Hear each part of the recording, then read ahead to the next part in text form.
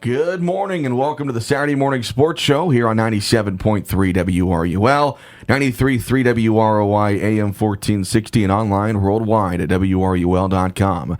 The Sports Show is brought to you by Little Giant Grocery Outlet, Rice Motor Company, Hale Body Shop, Carmi-White Lumber Company, Pro Rehab, People's National Bank, Taylor Eye Care, Bush & Associates CPAs, Wabash General Hospital, Hamilton Memorial Hospital, Rush Appliance, Citizens National Bank, Nancy J. Winter CPA, Cherry Street Automotive, Southern Illinois Trading and Supply, First Bank, Expressway Ford, Slay's Carpet, I lost my spot, Farrell Hospital, Country Finance Representative Kyle Hosick, Wabash Christian Village, Invenergy, and Jansen Auto Group. Cole Carter alongside Chris Myers, J.C. Tinsley across the hallway getting us on the air. What a week it has been for Carmi-White County Athletics. Where we are right now compared to where we were last Saturday morning, it's been a whirlwind. Of course, the Bulldog football team lost to Breese Mater Dei last Saturday. We will get to that later on because something pretty darn cool happened last night. Something's been going on in the volleyball world. Something slightly big. Your Carmi-White County Lady Bulldogs are going to the state finals. They won the Robinson Super Sectional last night, taking down Champaign St. Thomas More in 3 sets, 23-25, 25-22, and 25-18. Chris, I know you've had a chance to see this team play a few times. What's crazy and what I tell people at work or people that don't really follow them very much, how young this team is. One senior, and you go through the lineups and it's sophomore, junior, and one senior. And to see what this team's been able to do, because even at times late in the regular season, you mentioned before we got on air that they played at the Edwards County Tournament and didn't do very well, and that was right at the end of the regular season. But the way they've been able to flip the switch and be a whole different team here in the postseason has been unbelievable. Well, first of all, this community, just wow. Yeah. What can you say? I apologize for anybody who maybe has to get up early on Main Street this week. It's been pretty loud at night. Fire truck is a great reason, though. It's a good problem to have. Hats off. Congratulations. Awesome to Coach Lucas, all of the girls. My goodness. What a week. And this is community, is just maroon and white. It's just excited. Businesses, people, fans, all the students up there. Wow, it was just incredible to see. But yeah, I mentioned, my wife had been a volleyball coach for years, and in high school volleyball, it seems that last week of the season heading into that is just a grind. Mm-hmm. Those girls, I think that Edwards County Tournament, they played, 5 games in a day? Yeah. Then they had maybe a JV tournament days before that, and then they had 2 or 3 regular season games that week. And then another tournament that's Saturday before regionals. Right, and then regionals. So you talk about a gauntlet. It just has to be physically and mentally exhausting.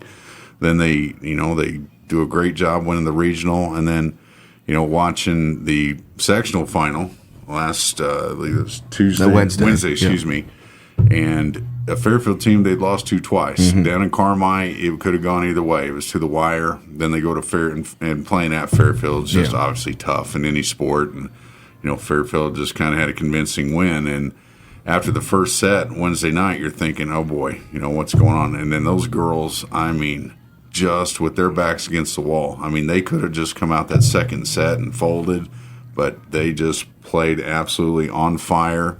And then that third set, once they got a 4 or 5 point lead, you knew. You could just say, hey, this is about to happen. And they just absolutely dominated the second, third sets of that game to get the Super Sectional, and kind of the same thing last night. Yeah. Well, and rewinding back to Wednesday, like you mentioned, even on Monday, they took down Massac County in 2 sets in pretty much dominant fashion, 25-7, 25-20. But as you mentioned, on Wednesday, that first set, Carmi was down by 10 multiple times in that set. And talking to Chris Lucas after the game, I think they ended that first set on a 7-4 run. They fell 17-25, which they looked a lot better towards the end of the first set. And Coach Lucas mentioned that was important because if you go and lose that set 25-10, 25-9, 11, whatever it was, that was going to be hard to come back from because Fairfield was hitting on all cylinders there in the first set. And it did not look great for Carmi, but just how a completely different team came out in the second set to take both of those sets, 25-19, 25-19. That win on Wednesday felt more of a oh my gosh win. Because those of you that watched last night or were there last night, I really felt like Carmi was the better team. But Fairfield, record-wise, they had the Robbins girl. They beat us twice. It's obviously a rival, a local rival, conference rival. That win on Wednesday felt like an, oh my God, what just happened moment. Yeah, that seemed like almost like, hey, we're going to state that night. You know, that seemed like it was kind of like back when the Patriots, the year the Colts went to the Super Bowl finally and they beat the Patriots. It seems like that was the actual Super Bowl game. Yeah. When they got to the play the Bears, we're like, they'll beat the Bears. But, you know, so it was kind of the same thing because, like I said, losing to a Fairfield team during the regular season twice, and that Fairfield team was expected. I mean, a lot of people had said, you know, that team could go all the way to Bloomington, and to do that when you're already down a set, you know, to a team like Fairfield and come back and just, you know, flip the script, and they just put it into another gear. And I don't think they've stopped since that second set win against Fairfield. They've just been on a roll, and just congratulations. I mean, what can you say? It's just so tremendous to see, first ever. I mean, last year, I think for the regional win last year. So 2021 was when they won the first regional in ever. 43 years. 43 years. And then Wednesday was the first sectional. Monday was the first sectional match win. Yeah. And then Wednesday was the first ever sectional championship ever. And then 2 days later, they're going to state. Yeah. So, I mean, just how awesome. But how about that as well? To go from, you know, Wednesday, the high of the highs, you take down the almighty Fairfield, and you get a quick 48 hours to turn around and play a really good team again, and they were able to do so. But and you're like, we got to play a team we've never seen. Absolutely. And go up to Robinson and meet them, and wow, just awesome. But even last night, first set, a back and forth. I don't think anybody had a lead larger than maybe 3 in the first set. Carmi had a couple of mistakes that cost them some points that allowed St. Thomas More to come from behind and win the first set. Then in the second set, you really didn't feel like Carmi was playing bad. All of a sudden, they're down 18-13. And you're like, wow, if they don't turn it around, even though we just got here, this might get out of control. But they battled back, won the second set, 25-22. Were able to build a big lead in the third set, and they were able to put away at the end. But just the way this team has played has been unreal. Well, think about that. I mean, down 18-13. You're down 5 points in volleyball. That's a lot. That's hard to overcome. You know, So they were able to get the runs at the right times in order to come back and get that win in the second set. A pretty dominant performance in the third set, and the Lady Bulldogs are going to state for the first time ever. Here was a very happy Chris Lucas in the postgame last night. Kind of lost for words, Coach. I think the only thing I could think of to say is just congratulations on, first of all, the season that just never wants to end, but it's got to be the best week of your life, right? Without excluding the birth of my children, I think probably the best week of my life for sure. I don't know. I mean, I was sick at my stomach. I had a migraine. I was about to throw up. I mean, all kinds of crazy stuff was going on the sidelines, but I don't even know what to say. I mean, we've made history again, and these girls are going to soak up every minute of it. And even after the first set, we should have won the first set. I mean, we made so many mistakes that we typically don't make in the first set. I had a good feeling about it because I just matchup-wise, I knew we were better than they were. And I'm not trying to sound, arrogant or whatever with that, but they number 23 on the right side and 12 on the outside, but really they didn't even set their middle once, I don't think, the entire game. And so just an awesome performance by our girls, coming back, never quit, never give up, and now we're super sectional champions, and it's the greatest feeling ever. Well, me and Jason made the point is it's not very times ever that Carmi-White County and State Tournament have been in the same sentence, but we talked to you on Wednesday, Chris, and I asked you, I said, did you ever think that was going to happen? But you made the point that you guys have made a culture and you've made a statement, and you guys aren't going anywhere. No, we're not. I mean, it's all about attitude, and it's all about believing in what you can do, your ability. You get the community to buy in like we did. I mean, the whole town of Carmi was here, I think. And, our girls have bought into the fact that when they step on the floor, they can beat anybody. And we've never had that kind of culture in Carmi volleyball, but now these girls are paving the way for kids. It's all kinds of middle school students here and young kids that are at our camp every year, and they are setting the tone. They are paving the way right now for many, many years to come of great volleyball in Carmi. And so just ecstatic about the win. Can't wait to start making arrangements and plans for us to go to Bloomington next week. Well, and this was a team effort as well. And I'll just start up front with, I thought Tori Ryder was phenomenal as far as, you're going to have a lot to face up front with the Johnson girl and the other two girls as well. But to have Ryder as a sophomore up there to make the play she did tonight, I thought was pretty big. Well, she is a huge presence blocking on the front line, and we know and she knows her role. She knows she's not going to get the ball a lot. If she does, she's capable of putting the ball down. But, she plays 2 rotations with Caroline in the front row, and so she understands she's out there to block. And she is a huge presence, a force on the net. She did a great job of knowing where they were going to go and their hitters. We talked about that for an hour yesterday, about where she needed to cheat towards blocking wise, and she did a great job. So just a tremendous effort by her, and her defense has been great for us. I mean, Caroline Simmons. I don't know where to start. It's so funny. When I tell people she's only a sophomore, the look they give me, you won't believe it. But, I mean, she is one of, if not the best player in the state, and I think tonight she showed that. Oh, there's no question about it. I mean, we're from, deep south, and we don't get a lot of attention as far as that kind of stuff, but she is one of the best players in the state. There's no question about it. I mean, it doesn't matter where you put her, on the net, off the net. She is so good at hitting balls off blockers' hands. She may be 5'5", but with her vertical, I mean, she's hitting over the top of blocks. And back row play, her serving has improved and gotten much better. And so, she is. Yeah, I got her for 2 more years. I mean, that's crazy too. So, but yeah, she's definitely one of the best players. I mean, if not the best player in the South, and one of the best players in the state. Well, and somebody who you're only going to have for 2 more games, Mara Serafini. I thought again tonight, she willed the team. You could tell she's just not ready to hang it up yet. And again, that's got to mean a lot to you and to her as well. Yeah, there's no question about it. I mean, every time out, she's encouraging her teammates. She doesn't want this to be her last game. She doesn't want this ride to end. And like I said, there are times where she will get the balls and make plays in the back row, and you can tell that she is thinking, I'm not letting this ball hit the floor because I don't want this to be my last game. And so when you've got kids like that, kids that absolutely refuse to lose, refuse to let the ball hit the ground, especially a senior leader, all of our other players follow suit whenever she's on her game, and she was definitely on it tonight. Well, Coach, you hear the noise. We're going to let you go celebrate.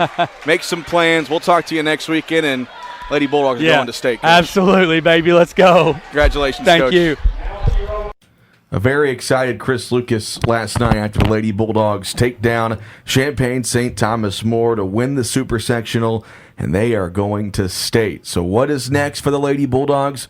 Well, they're going to face Elmhurst IC Catholic next Friday at noon in the state semifinals. If they win, they advance to the state championship next Saturday at 1:55. Why not just say 2 o'clock? I don't know. If they lose, they'll go to the third place game Saturday at 12:25. Why not say 12:30? I don't know. But, Chris, obviously, and you made a good point before the show, your wife has been up to the state with Grayville before, and when you get up there, it's a different world up there because you're seeing some of these, as we're going to see, these private schools from Chicago.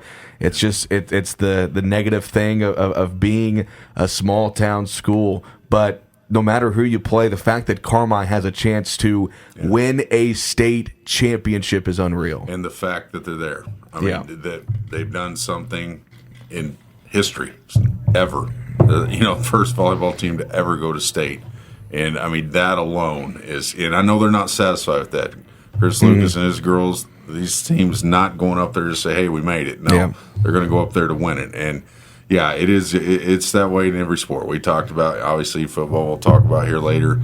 You get to the playoffs, I mean, you're just going to run into some tough teams and get these later rounds. Same thing in volleyball. You get up to Bloomington, play for it all. You're going to see some stiff competition, but I know these girls are going to be fired up and ready to play, and they bring the heart they have these last couple matches. I mean, they can go all the way. So when Carmi beats IC Catholic There on you go. Friday, they're going to have a chance to get some sweet revenge for the football team as Breese Mater Dei sits on the other side of that semifinal. They're going to play Rock Falls Friday at 1:30, and that's going to be the semifinal there at the state tournament next Friday. So Carmi will play at least 2 games no matter what. You're going to bring home a trophy no matter what, but like you said, they're worried about bringing home that first place trophy, not that fourth place trophy for sure. Another area team that was in the Super Sectional last night, Norris City, they fell at the 1A Oakville Super Sectional, losing to Effingham St. Anthony in 2 sets, 25-22 and 25-11. So congratulations to Jacqueline Melton and the Fighting Cardinals on another great season, a sectional championship, as their run just continues as another postseason for them this year. We'll go ahead and take our first break of the day. We come back, we will recap what happened last week for the Bulldog football team and look ahead to other area playoff matchups going on today, right here on the Saturday Morning Sports Show. Yeah, J.C. Tinsley across the hallway getting us on the air, and again, want to extend a huge congratulations to head coach Chris Lucas and the Lady Bulldog volleyball team as they are heading to the state finals next weekend up in Bloomington Normal on the campus of Illinois State University at Redbird Arena. As far as broadcasting for that, we are not allowed via the IHSA to video stream those matches on the WRUL Sports YouTube channel. They stream all of those on the NFHS network. Those of you that are familiar with that or you have your subscription, you'll be able to watch that. If you don't have it, I believe it's $7, $10 a month. And again, Carmi will play 2 games at least next weekend, so it's a pretty good bang for your buck if you can't make it up there. But we will be up there to broadcast on radio, with that first game being Friday at noon. So we'll be up in Bloomington broadcasting those games on 97.3 WRUL for those of you that cannot make the road trip up to Bloomington. Well, last Saturday, the Carmi-White County Bulldog football team fell to Breese Mater Dei in the first round of the IHSA Football Playoffs, 40-22. Chris, I kind of walked away from that game thinking, obviously, Mater Dei was the better team. Carmi just had so many opportunities, and we'll hear what Coach Simon's after the game, but when you play a team like that, you have to play dang near perfect. You do. You can't not take advantage of any opportunity you have. And the big thing was, we said in that first half, Carmi just mistimed 2 passes by a half second that would have both been touchdowns. And when you're playing a team, quite frankly, that's, I'll just say that's better than you are, you've got to take advantage of those things. And we just couldn't connect on them. Despite that, we had it kind of eerily similar to Johnson City. The Friday before, we were within a score. And same thing, we had them second or third down and long on their side of the field, and their quarterback, Zeb, broke long for about a 60-yard touchdown run, and that was just a backbreaker. Because when you're within a score, you have a team on their side of the field, and you have them in third and long situations where you can get them to punt, and you don't do it, and you give up a 60-yard touchdown run. It's just, it's just hard to come back from those things. But like I said, the score wasn't the indicator because, number one, let's just face the obvious this team faced this year. We've said it time and time again, but you lose, Caleb Siebers, who, as I said, had led Southern Illinois in rushing. Your senior leader, the guy, he just offensively especially came out of nowhere. We know what he meant to the defense, but he just, with him, we're a different team. Mm-hmm. And then on top of that, you throw in losing Eli Bryant, your biggest lineman, your 300-pound lineman who was the space eater, demanded double teams, just disrupted things. And even though he didn't get the big sack, those type of numbers, what he did is he created those opportunities for the other players. By occupying double, sometimes triple team blocks, he's allowing the Gavin Paytons and other players, Nelson Ryder, he's allowing those guys to be even more dominant than they already are by eating that space. So those 2 losses were huge. And I know Beck Huff was banged up later in the year. And when your numbers are low, and I think Driscoll even played that game with his shoulder wasn't feeling great. When your numbers are low, the one thing we had said from before the season even started is, we got talent. We just can't afford to lose him to injury. And unfortunately, that's what happened. But nonetheless, the boys, that second half was basically a 12-6 game. They came back and battled, never quit. They easily could have. We start the third quarter, they run a kickoff back, and then it's, I believe, 30-8 at that point, or 32. But they never quit. They kept playing, they kept fighting, and that was a characteristic of that team all year. Is just, they always played, even with their back against the wall. They played 100 miles an hour and just relentless, and their hard fight to the end is what you had to admire. Yeah, you hit the nail on the head. I know it's cliche, but for this team, given the circumstances and the adversity they faced, the injuries and the draw they got, and they didn't give up, and they fought pretty hard last weekend. And like you said, it was a 14-8 game late in the second quarter. 2 last-second touchdowns that they get to end the second quarter, and including the kickoff to start the third quarter. And the boys kept fighting, but Carmi just dealt a rough hand early on there with a couple mistakes, and it's hard to make mistakes against a team like that and be able to come back and win. Here is what head coach Kurt Simon had to say after the game last Saturday when the Bulldogs fell to Breese Mater Dei 40-22 in the first round of the IHSA playoffs.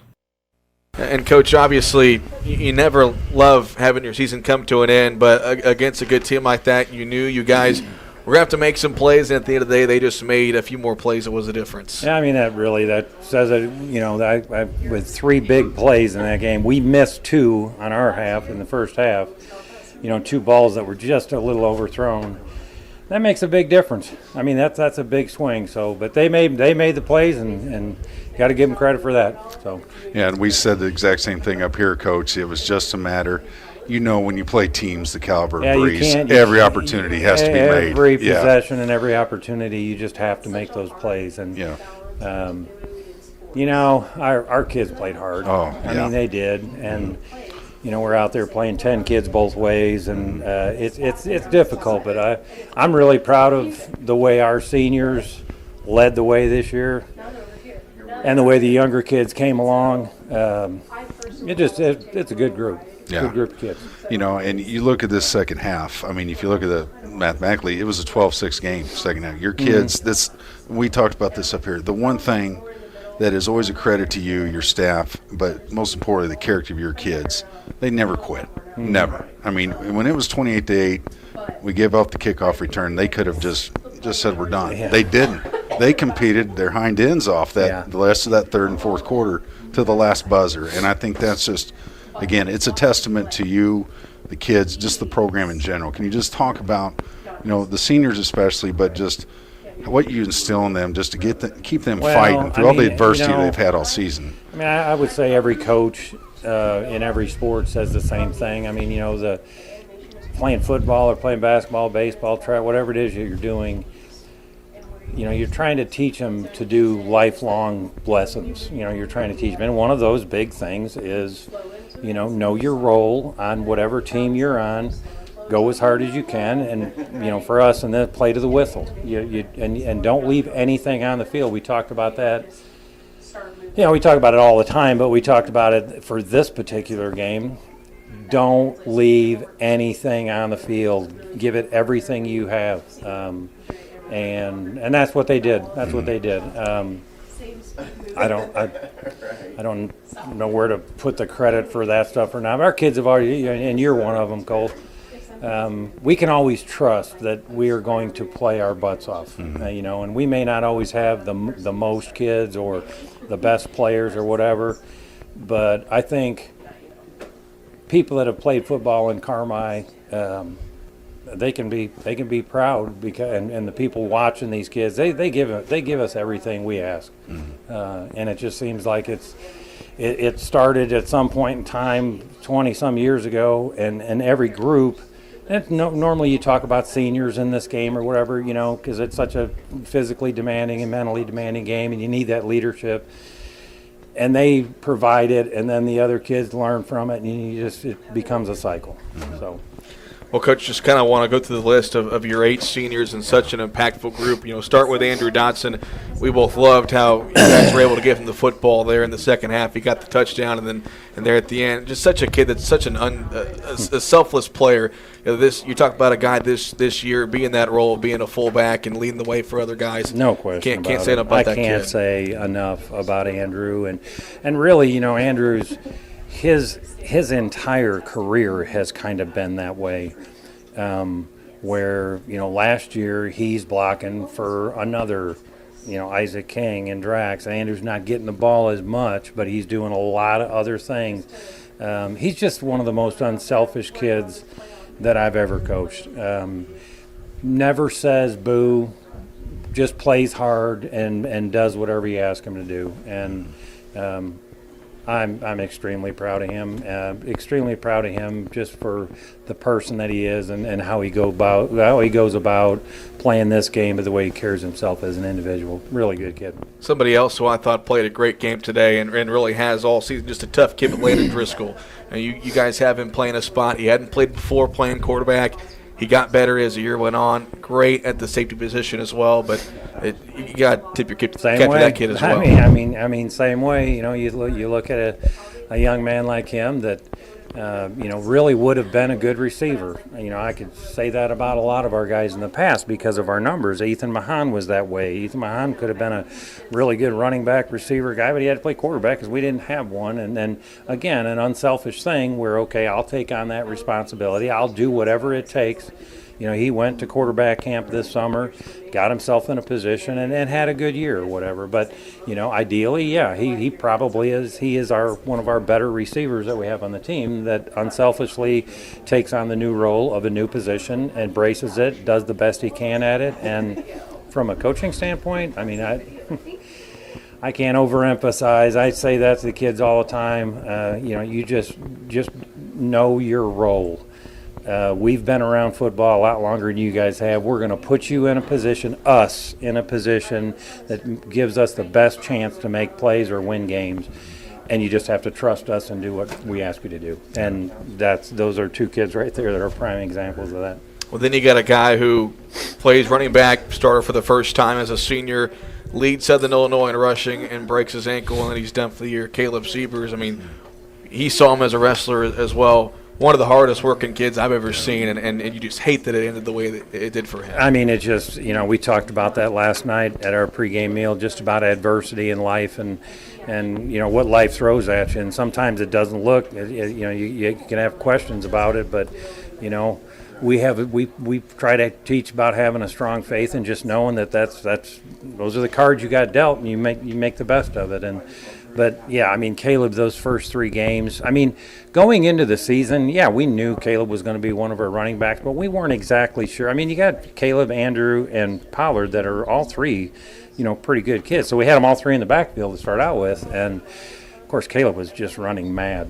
And he'd never played offense. I mean, and he is another kid, to be honest with you. I mean, his entire life, he's been blocking for somebody else, and finally got his opportunity to run the ball a bunch, and you could see where his season was heading.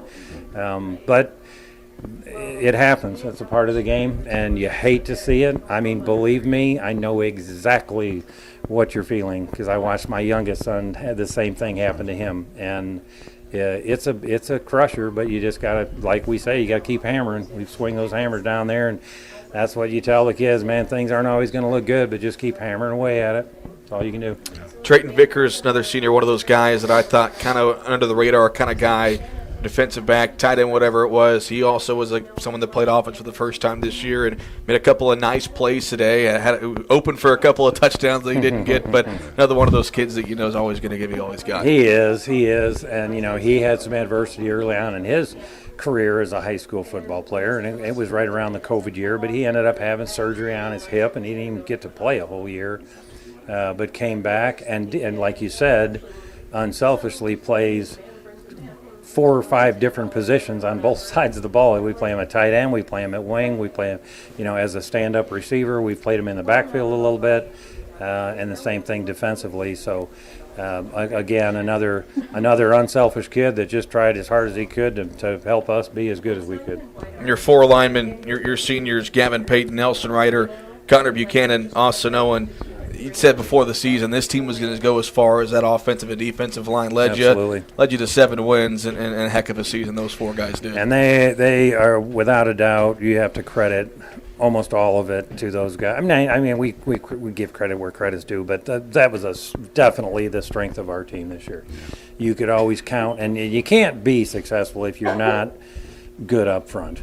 It's tough. I mean, it's really tough. And when you have guys like that, they make play calling a lot easier. But yeah, that was definitely the strength of our team, and we will miss those guys dearly next year.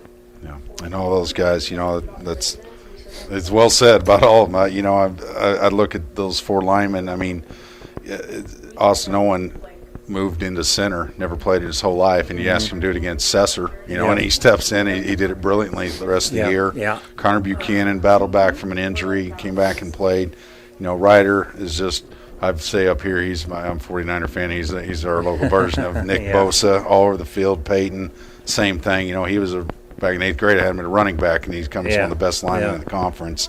All the other kids, Baker, Vickers, Sievers, Driscoll, and Dotson, they all, I mean, if you just from us knowing them, looking at all them collectively, what do they leave for these younger guys below? What example did they bring collectively to your juniors? What I said earlier, freshmen? And I think I mean, every group of seniors that I've had come through here, for the most part, I mean, I'm almost going to say all of them have set a tone in the season early on. I mean, starting now, starting in the weight room in December or January, February, and then going into the summer, just do things right. There's a right way and a wrong way, and just do what's right. And what's right as far as getting you ready to be the best you can be is, eliminate everything in your life that's going to prevent something really good happening and get you in a position where you can succeed. And these seniors for sure did it, and I mean, that's normally been how our younger kids have learned. You learn just as much from the other players as you do from the coaches. And they have nothing to hang their heads about. Oh, no. They've had, their junior and senior year of high school, they battled, man. We battled last year hard and, lost the tough one there to Johnson City late in the year last year, and then finished up on a tough note or whatever. We draw Mater Dei again this year. And with all the injuries that we've had, you got to be proud of what these kids have done. I mean, half these games that we've gone into, nobody else is playing 10 kids both ways. No. I mean, when our kids get on the field, you don't see them unless you call timeout or whatever, because we don't have time because they're out there all the time. And that's just a credit to them. That's a credit to them. That's a credit to the way they prepare to get ready for games, get ready for the season, and just the way they are as people. Can't say enough about them. That was Kurt Simon last Saturday after the Bulldogs fell to Breese Mater Dei in the first round of the football playoffs, 40-22. Looking at other scores in the area last week in the football playoffs in 1A, Cesar-Valier was able to come back and defeat Carrollton 34-8. They were actually down 8-6 at halftime of that game. Casey Westfield defeated Toledo Cumberland 49-7 in 1A in the first round. Red Hill lost to Camp Point Central 54-0. So Cesar-Valier, they will host Salt Fork today at 2 o'clock. Casey Westfield will travel to Greenfield today in 1A. In 2A from last weekend, Johnson City gets past Auburn 16-8. The Indians will travel to Breese Mater Dei today at 1 o'clock. Lawrenceville fell to Vandalia 34-22. Vandalia will host Shelbyville today.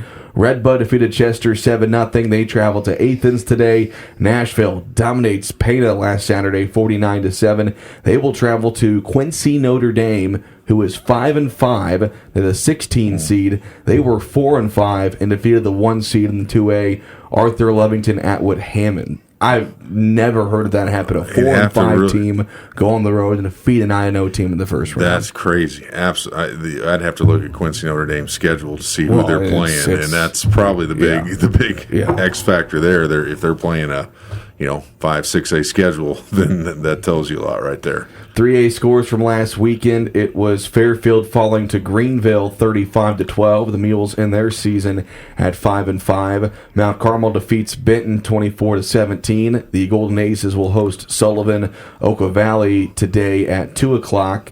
DuQuoin defeated Monticello 28-21. They will travel to Tolono Unity today. And in 4A, it was Harrisburg upsetting Carterville 23-12. They will host Peoria Notre Dame tonight.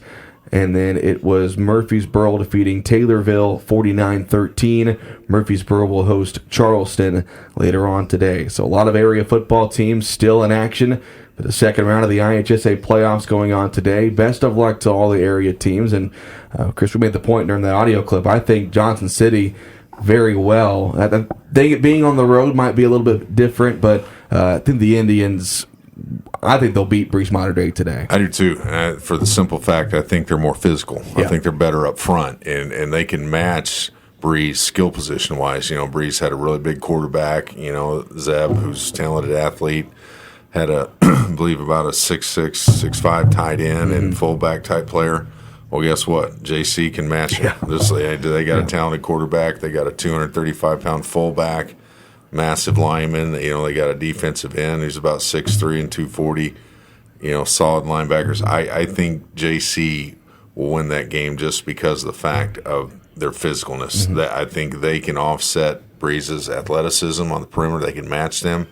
But I don't see Breese Mater Dei being able to stop them up front. Yeah. So I really think JC is going to take that game today. That's today at 1 o'clock. That is at Breese Mater Dei. So a few interesting matchups going on today for some area teams. And again, congratulations to the Bulldogs on a great season, 7-3. Kurt Simon's 18th playoff appearance. Again, unfortunate bounces here and there. We were saying also during the break, just a team of what ifs, just so many what ifs.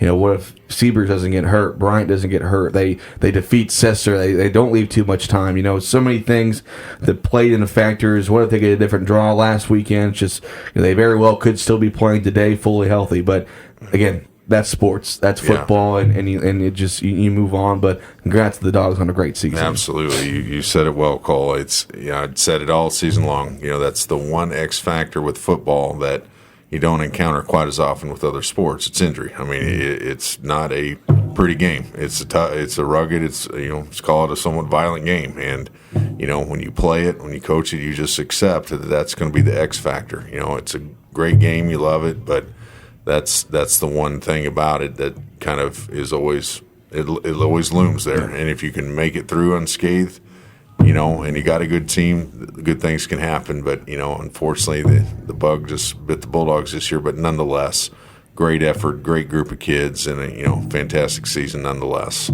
We'll go ahead and take our final break of the day. When we come back, we will wrap things up with our national sports segment right here on the Saturday Morning Sports Show. It's a Saturday Morning Sports Show on 97.3 WRUL, 93.3 WROI, and AM 1460. Cole Carter and Chris Myers with you. JC Tinsley across the hallway getting us on the air. And again, want to extend our congratulations to head coach Chris Lucas and the Lady Bulldog volleyball team as they are heading to state for the IHSA State Tournament next weekend, Friday and Saturday. We will repeat the details on that towards the end of the show today. But real quick, we'll go through our Terrible 10 segment, national sports side of things. Me and Chris both did well last week. Chris went 7-3. I went 6-4. I think we both got all of our NFL picks correct. So wow, it's just college football hasn't been great to us. But, no, we know some NFL. That's for sure. If there's one thing I know, it's National Football League. At least I think I do until it comes to putting some money on something. But great slate of college football games today. 5 of them in our pick'em, and then 5 NFL games going on tomorrow. Chris, we'll start with you. We got number 23 Kansas State at number 7 Texas today. I think the Longhorns, I don't think they mess around. They take it out, although you just like Oklahoma last week, not to get too far in the weeds, at Kansas. I mean, they were just ripe for an upset. That happens, and the week before, the warning signs were there. Oklahoma had to survive Central Florida, so, you never, maybe a week or two before that. But if this game was at Kansas State, I would agree. Yeah. I would pick Kansas State, but with it being in Texas, I'm going to take the Longhorns I'll as do well. the same because this could be one of those be careful type games for Texas. But I'll take Texas. 2 unranked teams, Wisconsin at Indiana. I'm going to go with the Badgers here on the road. I'm going to do the same thing. Indiana did play very well at Penn State last week, yes. but I think some of those games they'll be a little deflated after not finishing that out. So I'll go with the Badgers. Big one in the SEC. 2 big games in the SEC, actually. Number 12, Missouri at number 2, Georgia. I feel like Georgia's got to lose eventually, right? You would think. And a lot of, I was kind of looking at ESPN, a lot of them have Georgia on upset alert today. Yeah. This Missouri team's come out of nowhere. They were ranked at the bottom in the SEC starting the year, and they've slowly and surely taken care of business week after week. So it's at Georgia, so that's going to help. If this was, there's another one, Cole. If this was at Missouri, I'd go with the upset. I agree. But I think Georgia survives this today. You know what? Give me the Tigers. Okay. I think they're due. Give me some of that black and yellow. I was going to magic. say that's why because the black and yellow, like your Steelers, that's why you're going with them. I know. Yeah. Georgia's due for a loss. Give me the Tigers. That would be monumental for Mizzou. Number 14, LSU at number 8, Alabama. Crimson Tide, they pretty much got to win out to give themselves a shot at making the playoffs. I will go with Bama at home. I will too. Not by much. I think it's going to be a game. Nick Saban will find a way to get it done. Yeah. I'd say it's about a 3-point game probably. And then a big one in the Pac-12 tonight, number 5, Washington at USC. And USC just has not looked great in the past couple of weeks. Washington, they're a playoff potential team, but on the road, I'm still going to take the Huskies here. I'm going to reluctantly as well, because USC they haven't lived up to expectations this year. They were hyped pretty hard and lost some games they shouldn't have lost. But this could be one where they kind of bounce back. It is they're playing the number 8 team at home, but I think Washington's just got a little too much for them. Yeah. That quarterback they've got used to be at Indiana. That Penix, man, he's pretty good. Yeah. There's our 5 college games for today. Now 5 NFL games for tomorrow. The morning game that is going to be played in Germany, I believe. The Really? Dolphins and the Chiefs. That's a 8:30 kickoff. I think they're playing in Germany. Wow. It could be somewhere overseas. But I will take the. I think the Chiefs are due for a loss. Give me the Dolphins. Well, the Chiefs lost to the team that no one ever they thought. did lose A last team week. that They the did lose Broncos last was week, the yes. Broncos give up 72 points or this 70. year. Only Okay, 70. only 70. But yet they beat the Chiefs at home. Yeah. I don't think the Chiefs lose 2 weeks in a row. I'm going to go ahead and take the Chiefs in that one. Yeah, can I change my pick because I forgot Nope. they lost last week? Nope. Okay, Too late. I'll keep the Too Dolphins. late. All right, here we go, Dolphins. All right, Rams at the Packers. Man, Packers they've fallen off real quick. I will take the Rams here on the road. I'll do the same. I mean, the Packers are just post Aaron Rodgers is just they survived losing Brett Favre because they had another Brett Favre level quarterback in the wings, but Jordan Love, I don't think that's working out too well so far. This will be an interesting matchup in Baltimore tomorrow. The Seahawks at the Ravens. I will take Baltimore here. They are playing some really good football of late. Yeah, Baltimore all day long. They're looking like a sleeper. They're in the AFC East for sure. Well, actually, they're in the AFC North. Yeah. Years ago, it was East, South. They're definitely more towards the East. They are. I don't understand the NFL's alignment. Way before your time, the NFC, they called it, I believe it was the Central NFC North, which makes sense, Chicago, Green Bay, and Minnesota, which that makes sense, but then Tampa Bay was in there. So, I mean, I don't go figure that. Yeah, and Dallas was in the NFC East, even though And they still Dallas are. is the middle of Texas. Yeah. Yeah, and they still are. Yeah. So, go figure geography. I don't get it, but oh well. Yeah. Speaking of the Cowboys, they travel to Philly tomorrow. I'm taking Eagles on this one. I will always take Whoever's Dallas's playing the opponent. Cowboys. Yeah. So I'll take the Eagles. So Last one, a big game tomorrow night. The Bills travel to Cincy to face the Bengals. Bengals have looked a lot better last few weeks, even though I hate to say that. yes, well, because of who they looked real good against last week, my team's sliding again. I'm going to get off in the weeds here, but I tell you, Cincinnati is just one of those teams. It just seems to take them to about mid-season before they wake up. And Tony Romo was saying it during the broadcast. He goes, "This Bengals offense is healthy. you better watch out. Yeah. They said this may be a team that can make a run. And Burrow's healthy. They got his weapons all healthy. I'm going to go ahead and go with the Bengals. Yeah. It hurts me to say that. I know Matt Gilpin's happy to see Yeah. the Bengals play better, but So is James Cook. My boss. So, yeah. But there's our terrible 10 picks for this weekend. Again, a lot of good football to watch over the next 2 days if you're looking to relax like I am, definitely, after a pretty hectic week. But another busy weekend going on next week. And again, the Lady Bulldogs are going to play in the state semifinals next Friday at noon. They will take on Elmhurst IC Catholic. With a win, they'll go to the state championship Saturday at 2 o'clock. If they lose, they'll play for the third place game Saturday at 12:30. They said that right, 2 o'clock championship, 12:30 third place. So you're bringing home a trophy either way. But Yeah. man, like I said, if you're there, if you're to make the road trip, might as well win it. Absolutely. And what they've done regardless. Yes, I absolutely. mean, just standing ovation, kudos to all those girls. I mean, my goodness, what they've done. I mean, the community's excited. All the kids filling that gym last night, the fans. I mean, it's just, it's awesome. Congratulations, Coach Lucas. You've done a great job. Excuse me, but those girls just savor every minute of it. And, you know, a lot of you hopefully going to go back and do it again next year. Absolutely. But let's go take care of this one. So congratulations. So again, we won't have a show next Saturday because I'll be up in Bloomington. We're going to cover that on the air. We'll have both Friday and Saturday's matches on the radio. We are not allowed to video stream those, but you can watch them on the NFHS network.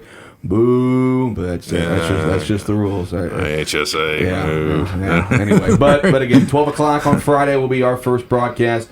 If you can't make the road trip up to Bloomington/Normal, you can count on WRUL to fill you in there. So, Chris, I do want to say thanks for another great fall sports season.